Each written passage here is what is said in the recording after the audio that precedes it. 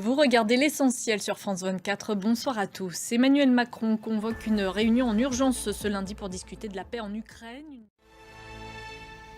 On commence donc avec les négociations de paix entre les États-Unis, l'Ukraine et la Russie, et l'Europe qui redoute d'en être exclue. Emmanuel Macron a prévu de recevoir ce lundi en urgence une dizaine de dirigeants européens pour en discuter. Les précisions de Gaël Fonseca.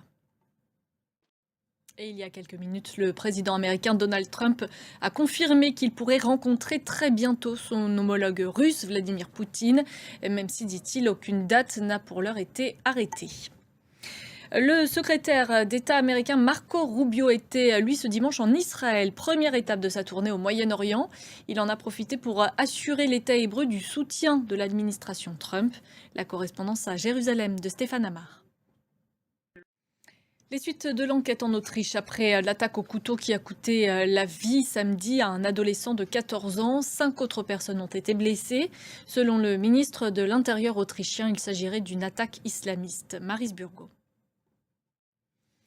C'est devenu une question récurrente en France. Quand Emmanuel Macron va-t-il annoncer la tenue d'un référendum? Et surtout, sur quel sujet? Plusieurs pistes semblent à l'étude. On voit ça avec Jeff Wittenberg. Un mot de cinéma à présent avec les récompenses britanniques ce soir. C'était la cérémonie des BAFTA. Conclave et The Brutalist repartent chacun avec 4 trophées.